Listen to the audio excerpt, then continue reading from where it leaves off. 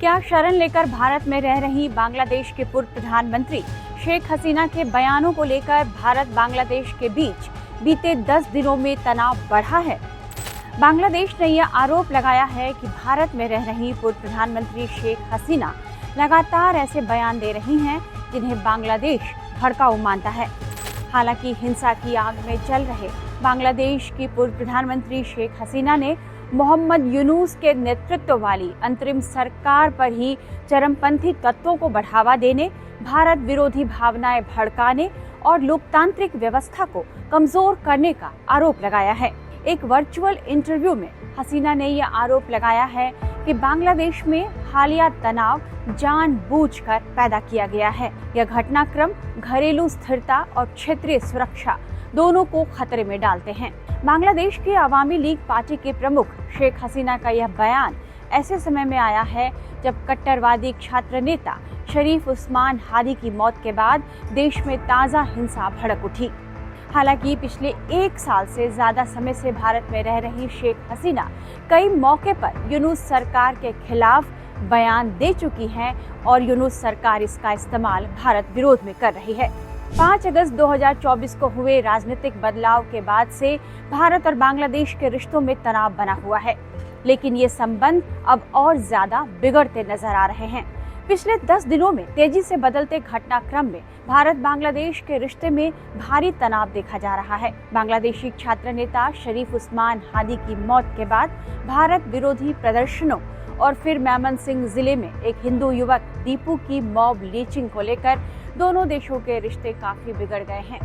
हादी की मौत की खबर के बाद भड़की हिंसा में भारतीय उच्चायोग को भी निशाना बनाया गया, क्योंकि ऐसी अफवाह उड़ा दी गई कि हादी के हत्यारे भारत फरार हो गए हैं। हालांकि भारत ने हादी की मौत पर कोई प्रतिक्रिया नहीं दी, लेकिन वहां भारत विरोधी कई बयान देखे गए। 14 दिसंबर को बांग्लादेश में भारतीय उच्चायुक्त प्रणव वर्मा को तलब किया गया और शेख हसीना के बयानों पर नाराजगी जताई गई। इसके बाद 18 दिसंबर को बांग्लादेश के मेमनसिंह में 27 वर्षीय हिंदू युवक दीपू चंद्रदास की हत्या कर दी गई। हत्या के बाद शव को आग लगा दी गई।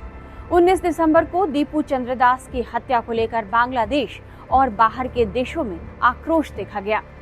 20 दिसंबर को भारत के विदेश मंत्रालय ने बांग्लादेश में अल्पसंख्यकों पर हो रहे हमलों को लेकर गहरी चिंता जताई। नई दिल्ली में बांग्लादेश उच्चायोग के बाहर प्रदर्शन हुए। 22 दिसंबर को सिलीगुड़ी में बांग्लादेश वीजा सेंटर में तोड़फोड़ की गई। इसके जवाब में बांग्लादेश ने नई दिल्ली में वीजा जारी करना रोक दिया। सिलीगुड़ी में भी वीजा सेवाएं निलंबित कर दी गई। 23 दिसंबर को दिल्ली में बांग्लादेश उच्चायोग के बाहर प्रदर्शन हो रहे हैं। दिल्ली और मुंबई दोनों जगह ऐसे प्रदर्शन देखने को मिले हैं। वहीं अब यह खबर आई है कि बांग्लादेश ने भारत के उच्चायुक्त को एक बार फिर से तलब किया है।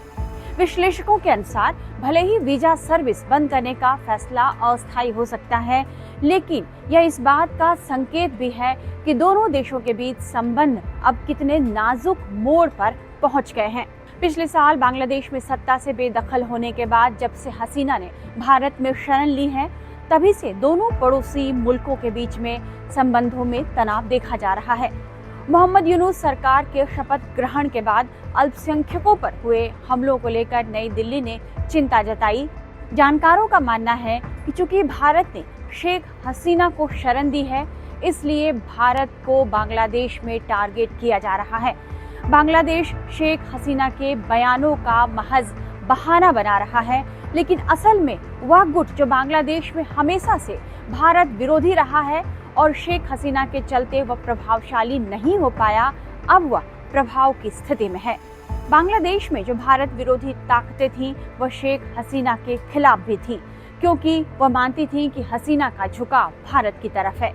वही ताकतें हसीना को हटाने में भी आगे थीं और अब हसीना के देश छोड़ने के बाद भी प्रमुखता से राजनीतिक पकड़ बना रही हैं और भारत के खिलाफ जहर उगल रही हैं। जानकारों के मुताबिक शेख हसीना को सत्ता से हटाने और बांग्लादेश छोड़ने के बाद देश को कट्टरपंथ की तरफ धकेला जा रहा है। चुनाव लड़ने के लिए कई कट्टरपंथियां पार्टी तैयार हैं और अपना दबदबा बनाए रखने को बेचैन हो रही हैं। लोकतंत्र की संस्थाएं ढह गई हैं, ऐसे में वहां हो रही हर घटना के पीछे वे आसानी से भारत का हाथ बताकर माहौल बनाने की कोशिश करते हैं। हाल ही में जारी भारत के विदेशी मामलों की एक संसदीय समिति की रिपोर्ट में भी कहा गया है कि 1971 की जंग के बाद भारत को बांग्लादेश में सबसे बड़े रणनीतिक संकट का सामना करना पड़ रहा है। हालांकि दोनों देशों के बीच संबंधों को पटरी पर लाने की कोशिशें भी हुई। इसी साल अप्रैल में थाईलैंड में भारत के प्रधानमंत्री नरेंद्र मोदी और मोहम्मद यूनुस के बीच मुलाकात भी हुई थी। भारत की ओर से यह उम्मीद जताई जा रही थी कि बांग्लादेश में अगले साल फरवरी में होने जा रहे आम चुनावों के बाद जो भी सरकार आएगी उससे रिश्ते पटरी पर लाने में मदद मिल सकती है।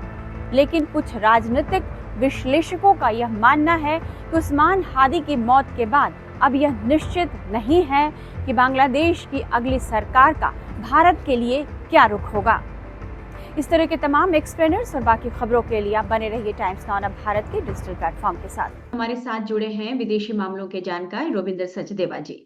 सर, आपका बहुत बहुत स्वागत है। सर, आज हम बातचीत कर रहे हैं, आप जान रहे हैं कि बांग्लादेश में फिर से हिंसा भड़की है और वहां इस बार जो हिंसा है वो उस्मान हादी, जो वहां का एक आंदोलनकारी बड़ा चेहरा था, उसकी डेथ के बाद हिंसा भड़क गई है। कई अखबार के दफ्तरों में भी आग लगा दी गई है। आप किस तरह से इस बार की हिंसा को आप फिर किस तरह से देख रहे हैं? Thank you. प्लेजर आपके साथ और आपके दर्शकों के साथ। जी। इस बार की हिंसा को मैं एक तरह से कड़ी देख रहा हूं, एक तरह से ये अनफिनिश्ड एजेंडा, अनफिनिश्ड, अगर हम इसे रेवोल्यूशन कहें, क्रांति कहें, जो बांग्लादेश में आई थी, वो अभी अपने उस पे नहीं पहुंची है, अपनी मतलब डेस्टिनेशन पे नहीं पहुंची है। ये उस प्रोसेस की तरफ चलती जा रही है, अनफिनिश्ड है। That is one overall. Secondly, ये जो हादसा हुआ है, इसमें एक्चुअली मल्टीपल एंगल्स हैं, कॉन्स्पिरेसी एंगल्स भी हैं, और सब में जाकर के एक्चुअली इंडिया को ब्लेम किया जा रहा है। हाँ हाँ, ये हम देख रहे हैं कि बार बार भारत विरोधी बयान दिए गए हैं। जी हाँ। अब इसमें ये जो हादी था, ये डेफिनेटली एंटी इंडिया था, विदाउट डाउट, एंड एंटी हसीना था। ठीक है, वो उसकी पॉलिटिक्स थी। अब इसको जिसने भी इसको मारा, जिसने भी इस पे ऊपर अटैक किया, वो पता नहीं है फिलहाल। बांग्लादेश सरकार कह अज्ञात रही है, हमलावर है जी। हाँ, हमलावर कौन है अज्ञात है। पर बांग्लादेश सरकार ये भी कह रही कोई नेटवर्क हो सकता है इसके पीछे। पॉइंट इसकी, इसको आईएसआई भी अंजाम दे सकती है, इसको अवामी लीग वाले भी अंजाम दे सकते हैं, अच्छा जी। और कोई और भी अंजाम दे सकते हैं। बेसिकली देखिए, जिसको इस समय, क्योंकि ऑब्वियस रहेगा सबसे पहले लेयर में, तो क्योंकि इतना एंटी इंडिया था, ये मारा गया, तो उंगली उठ रही है भारत की तरफ कि भारत की भारत तरफ। की खुफिया एजेंसी से करवाए, राइट। जी। अब मेरे हिसाब से अव्वल भारत ऐसी कोई चीज करता नहीं है। सेकेंडली, भारत शायद इतना वो भी नहीं है कि हमें पता है हम करेंगे तो हम पे ब्लेम आएगा, तो वो भी हम नहीं करना चाहते और एंटी इंडिया भारत से। जनरली इस तरह से किसी के आंतरिक मामलों में इस तरह से कोई दखल नहीं देता, और इस तरह के जो राजनीतिक हत्याएं हैं उसमें भारत का कभी कोई रोल नहीं रहा है। Exactly exactly। और अगर अगर करता भी, अगर कभी भी, तो हमें पता है ना, इसमें तो सारा एंटी इंडिया हमारे खिलाफ ही आएगा, तो इंडिया नहीं करता। हम्म। इसमें that's why I am saying कि कुड बी आईएसआई ऑल्सो, क्योंकि उन्हें पता है कि उन्होंने ये करा तो ब्लेम तो जा रहा है इंडिया के ऊपर ना। इंडिया के ऊपर जी। तो बांग्लादेश के अंदर एंटी इंडिया सेंटीमेंट और भड़केगी।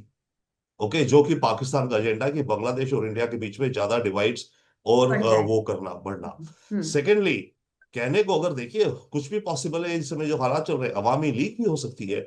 अवामी लीग का इस समय कोशिश ये है कि हिंदुस्तान उसके बिहार पे ज्यादा स्ट्रांगली खड़ा हो इस सरकार के खिलाफ। ठीक है।